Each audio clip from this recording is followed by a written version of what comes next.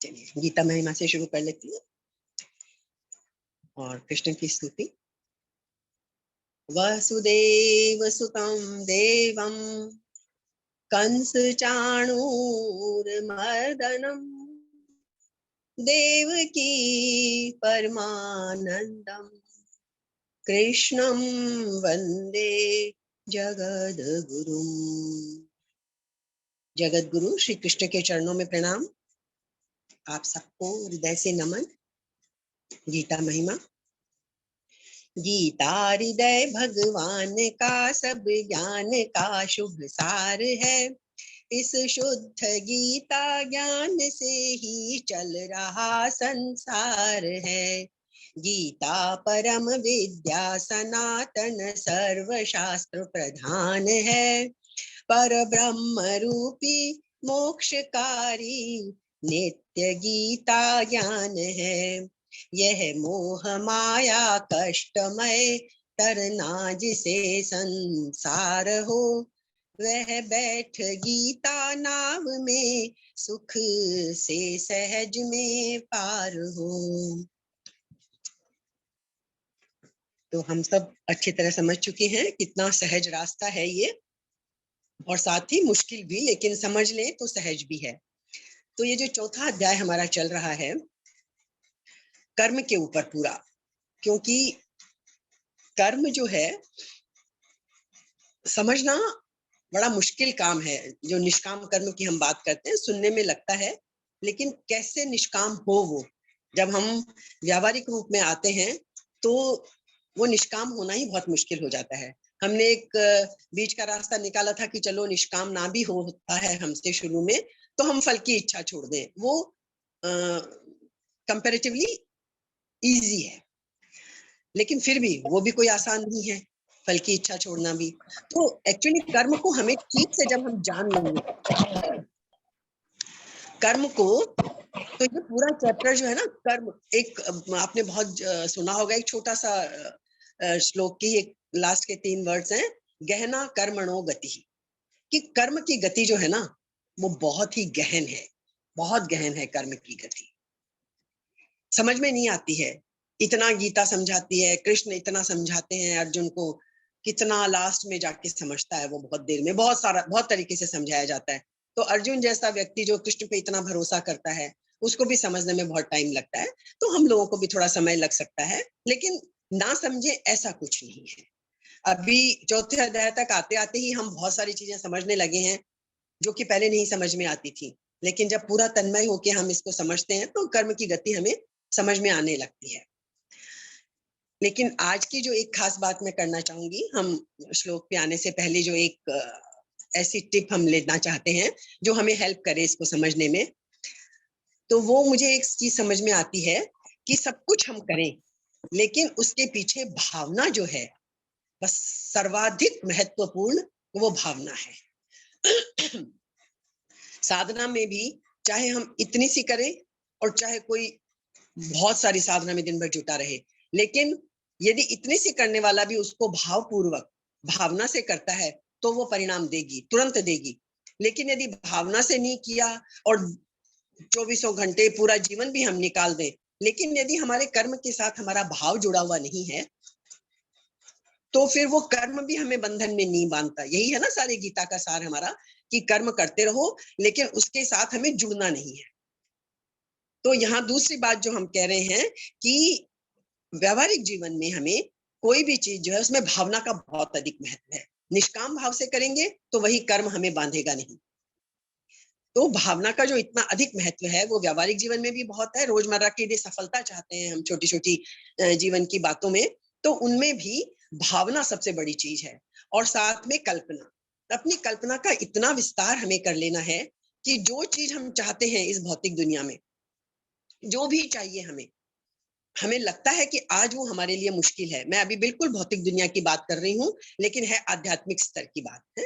तो भौतिक दुनिया में भी हम चूंकि बरत रहे हैं, हमें कुछ चीजें होती हैं कि हमें क्या पाना है, चाहे वो कुछ भी पाना हो। हमारा आध्यात्मिक लक्ष्य भी हो सकता है और हमारे दुनिया के भौतिक लक्ष्य भी हो सकते हैं।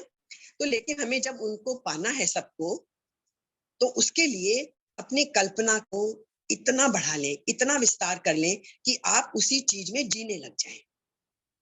जैसे आपका कोई लक्ष्य आपने निर्धारित किया, या कोई ये चीज मुझे पानी है ना? अब वो कुछ भी हो सकती है, दुनिया की कोई भी चीज, तो उसको उसको कल्पना में जीना शुरू कर दें कि जैसे वो चीज आपको मिल गई हो। ये सुनने में लगेगा, लेकिन इसको करके देखेंगे तो ये हम पे किस तरह असर डालता है, इसकी हम थोड़ी सी 1 मिनट चर्चा कर लेते हैं। कि समझ लीजिए हमने कोई चीज पानी चाहिए, हमें आज लगता है कि मैं इतनी बड़ी कल्पना कैसे कर सकती हूँ या कर सकता हूँ, ये तो मेरे है ही नहीं, मेरे आसपास भी कहीं नहीं दिखता कि मैं ये वाली चीज की कल्पना भी करूं। लेकिन यदि हमने वो कल्पना की और हमने उस कल्पना को भावना में, कल्पना जगत में पूरी तरह जी लिया, कल्पना भी तो कोई रोक है ही नहीं हमारी, कहीं भी हम जा सकते हैं। यदि हम उसको पूरा जी लें, किस तरह जी लें? ये सोच के कि वो चीज हमारी पूरी हो गई है। वो चीज हमारी पूरी हो गई है और हम उसको जी रहे हैं। जब मिल गई है कोई चीज तो उसको भोगेंगे ही ना। तो उस कल्पना में उस लक्ष्य को, उस चीज को देखो कि वो आपका पूरा हो गया है और हम उसे भोग रहे हैं। जब भोग लेंगे तो हमारी उसके प्रति जो भोगे इच्छा है, क्योंकि जो चीज मिल गई और भोग ली तो बस इच्छा पूरी हो गई, तो फिर वो हमारी उसके प्रति जो इच्छा है, जो कामना है, वो खत्म हो जाएगी। और जब कामना खत्म हुई तो हम पहुंच गए गीता पे कि निष्काम भाव से कर्म तो फिर हम करते ही रहेंगे। तो ये इसका एक व्यावहारिक रूप मैं ऐसे सोचती हूँ कि हम हमारे लिए थोड़ा प्रैक्टिकल रहेगा, हम इसको इस तरह से अपना सकते हैं और कोशिश कर सकते हैं। पिछली बार हमारा 14th श्लोक चल रहा था, जिसमें कृष्ण खुद कहते हैं कि मैं सारे कर्म करता हूँ लेकिन कोई कर्म मुझे बांधता नहीं है। क्या कहा था लास्ट में उन्होंने? न माम कर्माणि लिम्पन्ति न मे कर्म फले स्पृहा। ना मुझे कर्म बांधते हैं, ना मेरी कर्म फल में कोई स्पृहा है, इच्छा है। इति माम यो भी जानाति, जो मुझे समझ लेता है इस तरह कि मैं ऐसा हूं, ईश्वर ऐसा है, यदि हम ये समझ लेते हैं, जो भी समझ लेता है, कर्म भी न सबध्यते, ऐसा व्यक्ति कर्म से नहीं बंधता, मतलब वो खुद भी ईश्वर स्वरूप हो जाता है। जब निष्काम भाव से कर्म कर रहे हैं दुनिया में, तो हम भी ईश्वर के अंश तो हैं ही हैं। वो स्वरूप, वो सच्चिदानंद हमारे अंदर उतर आता है। ये कृष्ण ने कहा था। अब अपना उदाहरण दे दिया। अब आगे 15वां श्लोक जो हम करेंगे, इसमें ईश्वर तो सबसे ऊपर हो गया। उसके बाद वो जो मुमुक्षु पुरुष हैं, जो दुनिया में, जिन पे दुनिया टिकी हुई है, हमने एक बार पहले भी जिक्र किया था कि महापुरुषों के बल पे भी दुनिया टिकी हुई है ना। ईश्वर उनके रूप में भी अपना काम करता है। तो जो मुमुक्षु लोग हैं, जो इस मोक्ष की इच्छा, यानी जो अपने असली स्वरूप को जानना चाहते हैं और ऊपर के सारे बंधनों से मुक्त होना चाहते हैं, ऐसे लोग क्या कहलाते हैं? महापुरुष, मुमुक्षु, जिन्हें मोक्ष की इच्छा है। ऐसे मुमुक्षु पुरुषों का उदाहरण अब इस श्लोक में श्री कृष्ण देते हुए अर्जुन को समझाते हैं कि तुम निष्काम भाव पूर्वक जैसे उन लोगों ने किया, वैसे ही तुम भी करो। तो क्या है ये 15वां श्लोक? एवं ज्ञात्वा कृतं कर्म पूर्वैरपि मुमुक्षुभिः कुरु कर्मैव तस्मात् त्वं पूर्वै पूर्वतरम कृतम। अर्जुन, तुम भी अपने उन मुमुक्षु महापुरुषों की तरह आचरण करो। पूर्वै मुमुक्षु भी अपि एवं, पूर्व काल के मुमुक्षुओं ने, मुमुक्षु महापुरुषों ने भी इस प्रकार ज्ञात्वा, जानकर, कैसे जानकर? कि ईश्वर किस तरह काम करता है, इस तरह ईश्वर का जो तत्व है वो जानकर, कर्म कृतम, उन्होंने भी कर्म किए हैं। तस्मात्, इसलिए अर्जुन, त्वं पूर्वै पूर्वतरम कृतम, तुम अपने पूर्वजों के द्वारा, जो तुम्हारे महान पुरुष हुए हैं, पूर्वज हुए हैं, उन पूर्वजों के द्वारा सदा से कृतम कर्म, किए जाने वाले कर्मों को एव कुरु, करो, तुम भी ऐसे ही करो।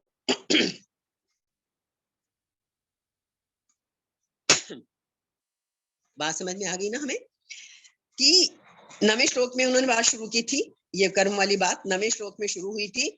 अपने कर्मों की दिव्यता का प्रसंग बताया। उस कर्मों की दिव्यता के प्रसंग का इस 15वें श्लोक में उपसंहार कर रहे हैं।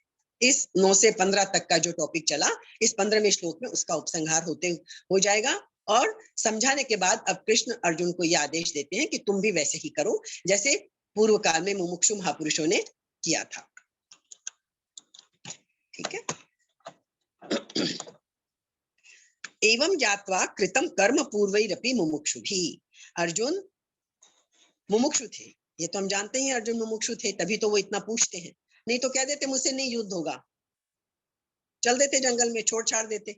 लेकिन वो तत्व समझना चाहते हैं और कृष्ण पे भरोसा पूरा है ही, और अपना कल्याण भी चाहते थे। जो भी अपना कल्याण चाहता है वो मुमुक्षु ही होगा। लेकिन युद्ध रूप से प्राप्त जो कर्तव्य कर्म अर्जुन के सामने आया है, उससे वो भागना चाहता है, बचना चाहता है। और गीता का तो सारा ज्ञान ही यही है, कर्तव्य कर्म से भागोगे तो कभी मोक्ष नहीं मिलेगी, कभी अपने स्वरूप को नहीं पहचान पाओगे। अपने स्वरूप को पहचानने के लिए कर्तव्य कर्म तो करते रहना आवश्यक है। तो तीसरे अध्याय के पहले श्लोक में उन्होंने कहा ही था कृष्ण ने कि मुझे क्यों घोर कर्मे नियोजयसि, केशव मुझे क्यों इस घोर युद्ध रूपी कर्म में लगाते हो। तो उसका ये 9वें 15वें तक दिव्य रूप जो बता के कर्म का, और अर्जुन ने क्या कहा उनको, अर्जुन को, कि पूर्व काल के जो मुमुक्षु पुरुष हैं उन्होंने भी अपने कर्तव्य कर्मों का पालन करके कल्याण की प्राप्ति की थी, ऐसे ही तुम भी करो, तुम्हें भी यही करना चाहिए। पहले उन्होंने जनक आदि के, विवस्वान सबके उदाहरण दिए, वो भी सब क्षत्रिय थे, गृहस्थ थे, है ना। तो शास्त्रों में ऐसा कहा गया है, हमारे शास्त्रों में, कि मुमुक्षा जब जागृत हो जाए, जब हमारे अंदर वो सेल्फ रियलाइजेशन की, आत्म स्वरूप को जानने की चाह जागृत हो जाए, कर्मों का स्वरूप से त्याग कर देना चाहिए। कर्म तो करने ही हैं व्यावहारिक रूप से, स्वरूप से उनका त्याग कर देना चाहिए। क्यों? क्योंकि जब मुमुक्षा पैदा हो गई तो फिर मनुष्य कर्म का अधिकारी नहीं होता, प्रत्युत ज्ञान का अधिकारी हो जाता है। थोड़ा सा समझ लेंगे हम इस बात को, कि जब मुमुक्षा जागृत हो गई तो फिर अब हम कर्म के अधिकारी नहीं रहे। कर्म व्यावहारिक रूप से करना है वो ठीक है, पर अब हम कर्म के अधिकारी नहीं रहे। हम किस चीज के अधिकारी हो गए? ज्ञान का अधिकारी हो जाता है। वो व्यक्ति ज्ञान का अधिकारी हो जाता है, उसे ये बात समझ में आ गई तत्व से। जैसे दूसरे अध्याय में हमने देखा ना, ज्ञान योग भी है, कर्म योग भी है, भक्ति योग भी है। तो वो ज्ञान योग जो है वो ज्ञान के अधिकारी हम हो जाते हैं। लेकिन यहाँ क्या कह रहे हैं भगवान, कि मुमुक्षुओं ने भी कर्म योग का तत्व जानकर कर्म किए हैं, इसलिए मुमुक्षा जागृत होने पर भी कर्तव्य कर्मों का त्याग नहीं करना चाहिए। ये बात हम कभी ना भूलें कि कर्म किए बिना हम क्षण भर भी रह नहीं सकते। तो निष्काम भाव पूर्वक कर्तव्य कर्म करते ही रहना चाहिए हमें। तो कर्म योग का तत्व क्या हुआ, एक बार फिर रिपीट कर लेते हैं। कर्म करते हुए योग में स्थित रहना, योग है कर्मसु कौशलम। जैसे हम कर्मण्येवाधिकारस्ते को गीता का सार बोलते हैं, वैसे और छोटा सार निकालना है 3 शब्दों में, तो गीता का सार है योग है कर्मसु कौशलम। कर्म योगी के लिए यही सार है, बस ये 3 शब्द। कर्मों में कुशलता ही योग है, या कुशलता पूर्वक कर्म करना ही योग है। मतलब आप योग में स्थित रहते हुए कर्म करना है, कर्म करते हुए योग में स्थित रहना है, और योग में स्थित रहते हुए कर्म करना है, एक ही बात है। तो उस योग की अवस्था में स्थित रहते हुए कर्म करना है, योग है कर्मसु कौशलम, मतलब समता में रहते हुए। ये सबसे बड़ी कुशलता है, ये जिसने पाली उसने सब कुछ पा लिया। योग है कर्मसु कौशलम। कर्म संसार के लिए होते हैं और योग अपने लिए होता है, ठीक है। इसलिए कर्मों का करना और ना करना दोनों ही अवस्थाएं हैं। कर्म करने की भी एक अवस्था होती है, कर्म ना करना ये भी एक अवस्था होती है। तो लेकिन यदि हम ये बात समझ लें, ईश्वर का जो तात्विक रूप है वो समझ लें, और ईश्वर जो जिस तरह से कर्म करने की इस विद्या को जैसे ईश्वर ने किया, सृष्टि भी बनाई, लेकिन क्या कहा उन्होंने, न में कर्माणि लिम्पन्ति, मुझे कर्म बांधते नहीं है। तो यही बात जब हम समझ लें, फलेच्छा का त्याग करके यदि हम कर्म करें तो फिर हम भी कर्मों से बंधेंगे नहीं। कर्म हमारे बंधन का कारण नहीं बनेंगे।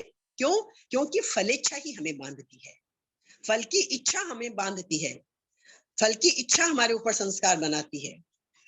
यदि हमने फल की इच्छा नहीं करी तो कर्म हमें बांधेगा नहीं, और ना हमारे ऊपर संस्कार बनेंगे। जब संस्कार नहीं बनेंगे तो जो प्रारब्ध में लिखे हैं, जो हम पहले कर चुके हैं, वो संस्कार धीरे धीरे खत्म हो जाएंगे, क्योंकि अब फलेच्छा हमने छोड़ दी हर जगह से। ये कर्म का स्वरूप इस 4थे अध्याय में बहुत अच्छे से समझाया है।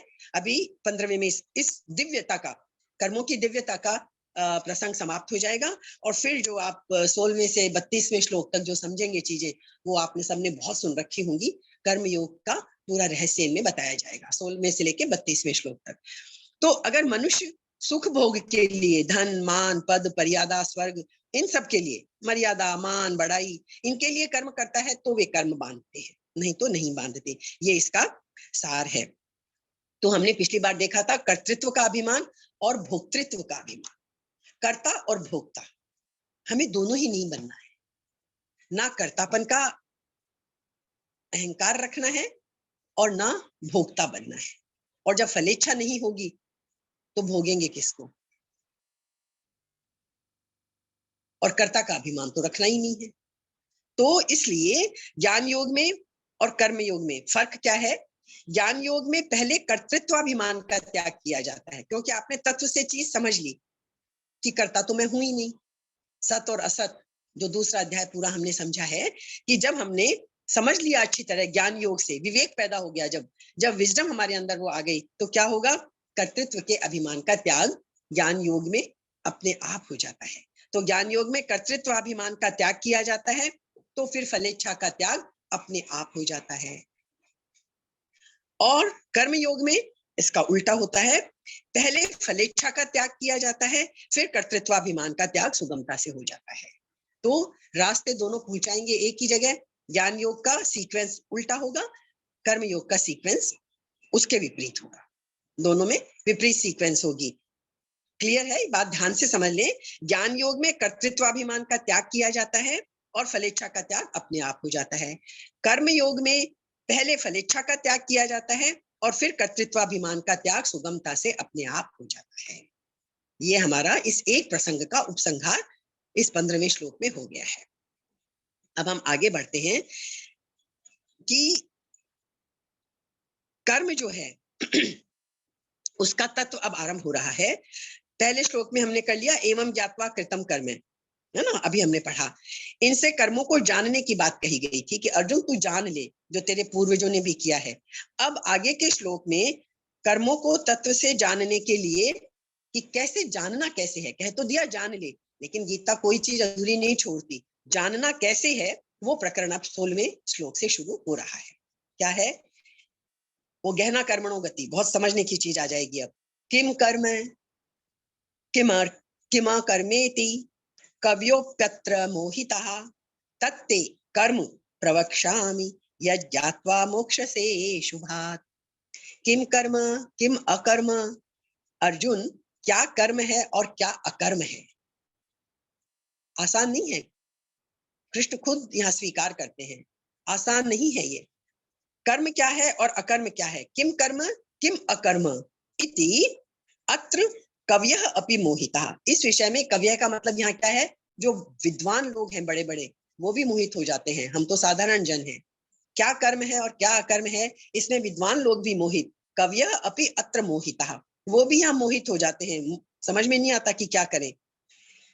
इसलिए क्या करना है? तत्कर्म ते प्रवक्ष्यामि, इतना ये मुश्किल विषय मैं तुझे तत्व से भली भांति प्रवक्ष्यामि, भली भांति तुझे मैं कहूंगा। कृष्ण कितना उपकार कर रहे हैं अर्जुन के ऊपर और अर्जुन के बहाने हम सबके ऊपर कि जो इतना गूढ़ तत्व है ये कर्म का रहस्य, जिसे बड़े बड़े विद्वान भी जिसमें जाकर उलझ जाते हैं, मोहित हो जाते हैं। हे अर्जुन, तत्कर्म ते प्रवक्ष्यामि, वो कर्म का तत्व मैं तुझे प्रवक्ष्यामि, खाली कहूंगा ही नहीं, प्रवक्ष्यामि, प्र उपसर्ग लग गया साथ में, बहुत अच्छी तरह कहूंगा, जिससे कोई तुझे शंका ही नहीं रह जाएगी। यत ज्ञात्वा, जिसको जानकर, अशुभात मोक्ष से, तू इस अशुभ अकल्याणकारी संसार के बंधन से मुक्त हो जाएगा। ये कर्म का तत्व समझना इतना जरूरी है यदि हमें संसार के बंधन से मुक्त होना है। संसार में लिप्त रहकर और दिन रात इसी दुखों में और चक्कर में पड़े रहकर जीवन बिताना है, तब तो कोई बात ही नहीं है, है ना? लेकिन यदि हमें इन सबसे ऊपर उठकर और अपने पोटेंशियल को पहचान कर, और जो ये कभी कभी इतनी सी सुखों की झलक मिलती है, उसको अनंत अखंड आनंद में यदि परिवर्तित करना है, तो हमें इस कर्म के तत्व को समझना होगा रहस्य से। अब इसको कैसे समझा रहे हैं? वो क्या कह रहे हैं कृष्ण कि साधारणतः हम लोग क्या करते हैं, कर्म हम किसे मानते हैं? एकदम आम मनुष्य के लिए कर्म क्या है? जो इंद्रियों की क्रियाओं को, जो मन मतलब शरीर और इंद्रियां, इनको ही हम कर्म मान लेते हैं। दिन भर जो हम कहते हैं ना, हम दिन भर शरीर से और इंद्रियों से जो काम करते हैं, हम उसी को कर्म मान लेते हैं। आमतौर पे यही मानते हैं ना हम, वो कर्म मान लेते हैं। और शरीर और इंद्रियों की क्रियाएं जब बंद हो जाती हैं तो हम उसे अकर्म मान लेते हैं। बहुत मोटी व्याख्या ये, जो आमतौर पे हमको लगता है शरीर और इंद्रियां काम कर रहे हैं तो हम कर्म कर रहे हैं, चुपचाप बैठ गए हैं तो हम अकर्म की स्थिति में हैं। लेकिन तात्विक रूप से ये बात नहीं है। इसीलिए शुरू में कह दिया था, बात भावना की है। यदि आप विश्राम में भी चुपचाप बैठे हैं लेकिन मन में चले जा रही है बातें, तो हम कर्म रहित नहीं है, अकर्म की स्थिति में नहीं है। मन तो चले जा रहा है, खाली हाथ पैर नहीं चल रहे तो हम कर्म नहीं कर रहे, ऐसा नहीं है। इसीलिए शुरू में भावना की बात की थी, भावना प्रधान है। तो क्या कहते हैं भगवान ने, क्या कहा, शरीर, वाणी और मन के द्वारा होने वाली सारी क्रियाओं को कर्म माना है। खाली शरीर ही नहीं, यदि वाणी से हम कुछ बोल रहे हैं वो भी कर्म है, मन में कुछ चल रहा है वो भी कर्म है। शरीर वांग मनो भी यत कर्म प्रारब्धते नरः। 18वें अध्याय में यही बात कही जाएगी। शरीर, वांग माने वाणी, और मन, इन तीनों से जो भी कर्म मनुष्य शुरू करता है, मतलब जो भी तीनों में से जो भी कुछ करता है वो सब कर्म है। अब हम ये बात समझ ले, भाव की जो बात हमने आज शुरू में की थी, भाव के अनुसार कर्म की संज्ञा होती है। वो कर्म कैसा है, इसकी संज्ञा कैसे होगी, हमारे भाव के अनुसार होगी। भाव बदलने पर कर्म की संज्ञा भी बदल जाती है। भाव बदला, कर्म की संज्ञा बदली। जैसे संज्ञा क्या बदलेगी, हमने पहले भी जिक्र किया है, सात्विक, राजसिक और तामसिक। हर चीज को 3 गुणों में हम बांटते हैं, ये तो आपने लिया, इसका पूरा अध्याय भी आगे आएगा। सतोगुण, रजोगुण, तमोगुण, हर चीज के 3 रूप हैं। गुणों के भी 3 रूप हैं, हर चीज के भी 3 रूप हैं, सात्विक, राजसिक और तामसिक। जिस भाव से हम कर्म करेंगे वही संज्ञा उस कर्म को मिलेगी। वो सात्विक है, राजसिक है या तामसिक है, भाव बदल जाता है। कैसे, इसको थोड़ा सा एक एग्जांपल से हम समझ लेते हैं। जैसे कोई कर्म स्वरूप से सात्विक दिखता है लेकिन जैसे आप बहुत अच्छा काम कर रहे हैं, यज्ञ कर रहे हैं, हवन कर रहे हैं, दान दे रहे हैं, बहुत सात्विक कर्म कर रहे हैं, लेकिन यदि करने वाले का भाव उतना सात्विक नहीं है, राजसिक है। राजसिक कैसे हो जाएगा, यदि वो पाने की इच्छा से कर रहा है कि मैं ये इतना इतना दान करूंगा, मुझे भी भगवान इतना इतना दे देगा, मैं इतने यज्ञ हवन ये करूंगा, मुझे पुत्र की प्राप्ति होगी, मुझे धन की प्राप्ति होगी, मुझे यश की प्राप्ति होगी। तो जैसा कर्ता का भाव होगा, ये तो सब राजसिक भाव हो गए। तामसिक भाव भी हो जाता है, जैसे कई लोग देवी की उपासना करते हैं, स्वरूप से तो सात्विक है, लेकिन यदि कर्ता उसे किसी कामना की सिद्धि के लिए करता है तो वह कर्म राजसी हो जाता है। और यदि यही साधना हम किसी का नाश करने की कामना से करते हैं, बहुत लोग, उदाहरण भरा पड़ा है हमारा साहित्य पूरा, कि दूसरे को नष्ट करने की, दूसरे का बुरा चाहने की इच्छा से भी तप और साधना की जाती है, तो फिर वो कर्म कैसा हो गया, वो साधना कैसी हो गई, तामसिक हो गई। आप बैठ के ध्यान तो कर रहे हो, याद तो कर रहे हो ईश्वर को, लेकिन आपका भाव क्या है, तामसिक भाव। तो ये बात अच्छे से समझ में क्लियर हो गई होगी कि स्वरूप से चाहे कोई कर्म कैसा भी दिखे, लेकिन यदि भावना आपकी विपरीत है, कर्ता की भावना पे निर्भर करती है उस कर्म की संज्ञा, कि वो सात्विक है, राजसिक है या तामसिक है। इसलिए कर्ता के भाव के अनुसार कर्म का स्वरूप बदल जाता है। तो मानो भगवान क्या कह रहे हैं कि वास्तविक कर्म क्या है, वह क्यों बांधता है, कैसे बांधता है, इससे हम मुक्त कैसे हो सकते हैं, इन सब का विवेचन अर्जुन मैं करके तुझे अच्छी तरह बताऊंगा अब आगे इन श्लोकों में। तो ये समझ के और फिर तू जब तत्व से इस बात को जान लेगा तो मुक्त हो जाएगा कर्मों के बंधन से। तो इसलिए ममता, आसक्ति और फलेच्छा यदि ये हैं तो कर्म करते हुए भी वास्तव में कर्म ही हो रहा है, मतलब कर्मों में हम लिप्त हैं। लेकिन यदि ममता, आसक्ति और फलेच्छा नहीं है, ममता, आसक्ति और फलेच्छा, ममता मेरेपन का भाव, अहम अहम अहम का भाव, ममता, और यदि हमारे अंदर आसक्ति, उसके प्रति लगाव ही नहीं है, स्पृहा वो है ही नहीं, और फलेच्छा, फल की स्पृहा नहीं है, तो कर्म करते हुए भी कोई कर्म नहीं हो रहा है। ठीक है, क्लियर है बिल्कुल। ममता, आसक्ति और फलेच्छा है तो कर्म आप मत भी करो तो भी कर्म हो जा रहा है। ममता, आसक्ति और फलेच्छा नहीं है तो कर्म करते हुए भी 24 घंटे कर्म में लगे रहकर भी आप कोई कर्म नहीं कर रहे। तो कर्म का परिभाषा क्या हुई अध्यात्म के हिसाब से, जो बांधे वो है कर्म, जो बांधता नहीं तो आप मुक्त हो कर्मों के बंधन से। इसलिए ये है तात्पर्य इसका कि कर्ता निर्लिप्त है तो कर्म करे या ना करे दोनों ही अकर्म है उस कर्ता के लिए, और यदि कर्ता लिप्त है तो कर्म करना या ना करना दोनों ही कर्म है और बांधने वाले हैं।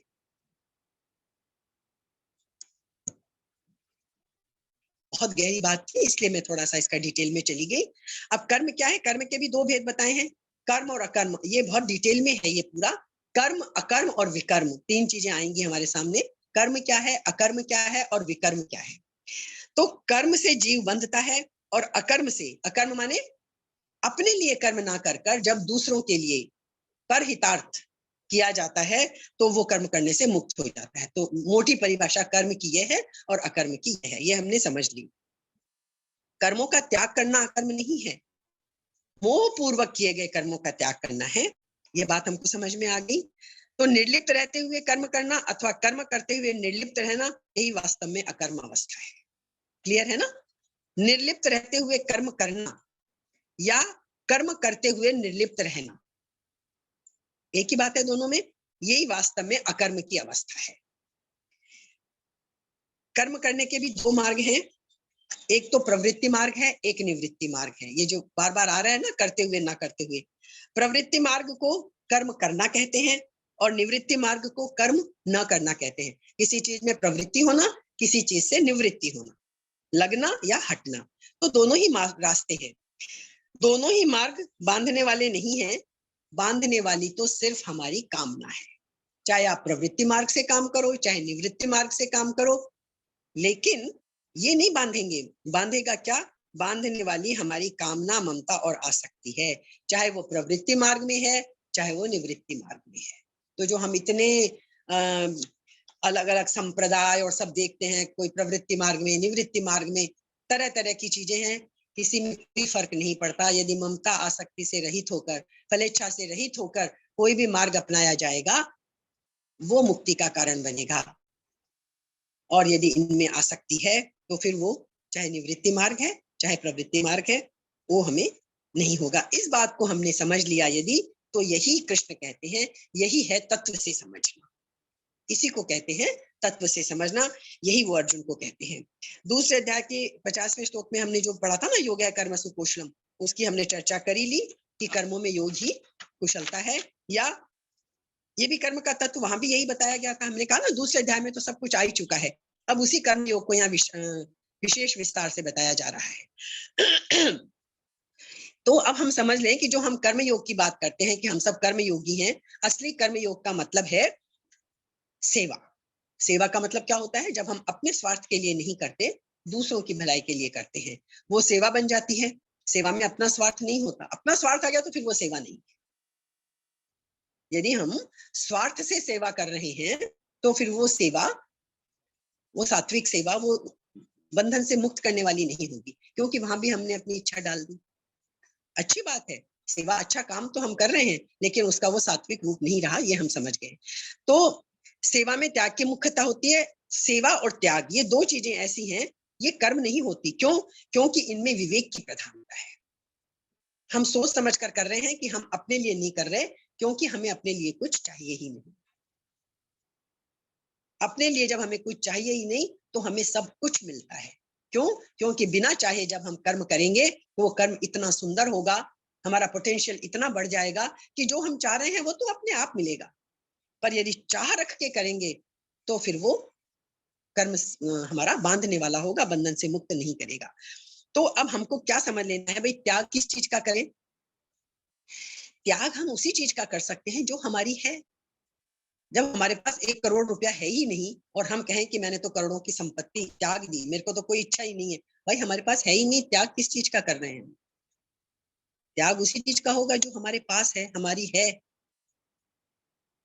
तो जब हम ये समझ लेंगे, जब चीज को, अब यदि हमने शरीर, इंद्रियां, मन ये सब समझ लिए कि ये हमारे हैं ही नहीं, ये तो है ही संसार से मिले हुए, ये हम समझ चुके हैं अच्छी तरह कि ये शरीर, मन, इंद्रियां, ये सब कुछ, जो शरीर जब हमें मिला है, ये सब मिली हुई चीजें हैं हमें। और जो चीज मिली हुई है वो कभी भी बिछुड़ सकती है, वो हमारी है ही नहीं। हमारा असली तो क्या है? सिर्फ अपना स्वरूप, जो ईश्वर का अंश है, जो जीवात्मा है, वो सिर्फ हमारा है। बाकी जो चीजें हमें ये मिली हुई हैं, हमने पहले भी जिक्र किया, शरीर भी माता पिता से मिला है, शिक्षा हमें यही समाज से, संसार से, गुरुओं से, विद्यालय से, जहां भी हम जाते हैं, मतलब कोई भी चीज तो ऐसे नहीं, आप उठा के देख लो जिसे हम अपनी कहते हैं, वो कहाँ से मिली हुई है? सब कुछ यहीं से मिली हुई है। तो जो चीज मिली है, जिसकी प्राप्ति होती है, उसका तो नाश भी अवश्य होता है, ये नियम है, इसको कोई बदल नहीं सकता, है ना? तो हमने भूल से जिन चीजों को अपना मान लिया है, उस अपनेपन की मान्यता का ही त्याग होता है। यदि हम ये कहते हैं मेरा नहीं, मेरा नहीं, तो ये अपनेपन की मान्यता का त्याग होता है। तो इस प्रकार जो वस्तु अपनी है ही नहीं, उसे अपना न मानने से त्याग कैसे होगा? अपना हमने माना ही नहीं, तो त्याग कैसे होगा? ये विवेक है। अपना माना और त्याग किया, तो त्याग की बात आई। लेकिन यदि हमने ये बात तत्व से समझ ली कि ये तो हमारे है ही नहीं, तो मैं त्याग करने का अधिकारी भी नहीं हूं, ये है असली तत्व। मुझे त्यागना क्या है? मेरा तो है ही नहीं है, मुझे त्यागना किस लिए है? तो फिर घूम फिर के बात कहाँ आ गई? जो मेरा है ही नहीं, मुझे सिर्फ दुनिया में व्यवहार करने के लिए मिला है, मेरी जो असली चीज है, मुझे तो वहां ध्यान टिकाना है। जो मेरा असली स्वरूप है, जो मेरा अपना है, बस मुझे तो उसे पाना है। वो मेरा है, अपना असली वास्तविकता है। जो मुझे बाहर से मिला है, उसका त्याग क्या क्या त्याग करूं? तो मेरा है ही नहीं। ये है तत्व से जानना, ये है गहरी बात इस चौथे अध्याय में। ठीक है? तो ये कर्म की जो सामग्री है, ये शरीर, मन, इंद्रियां, बुद्धि, ये सब क्या है? कर्म करने की ये सामग्री है। ये जैसे कोई कितना ही बड़ा लेखक हो, लेकिन यदि कागज, कलम और दवात नहीं है, पेन नहीं है, उसके पास कागज नहीं है, तो लिख नहीं सकता, कितना ही बड़ा हो जाए। तो यदि हमें ये सब चीजें नहीं मिलेंगी, तो हम संसार में कर्म नहीं कर सकेंगे। इसलिए ये सब हमारे लिए सामग्री है, कर्म करने के लिए सामग्री है ये। लेकिन ये ना अपनी है, ना अपने लिए है, ये वास्तव में दूसरों की है, दूसरों के लिए है। बस गीता में बार बार यही बात समझाई गई है। तो इसको अपनी हम ना माने, इसका संबंध संसार के साथ है, और जो चीज दूसरे की है, उसको दूसरे की ही सेवा में लगा दो। तो ये बात हमने समझ ली कि कर्म करने के लिए सामग्री की तो बहुत जरूरत है। इसीलिए हमें शरीर, मन, इंद्रियां, बुद्धि, इनको इतना संभाल रखने की, जो हमारा पूरा जीवन इन्हीं को संभालने में बीत जाता है, वो जरूरी है, क्योंकि ये सामग्री है हमारी। हमें स्वस्थ रहना है। आज हम बैठे हैं यहाँ पे, गीता ध्यान से सुन रहे हैं।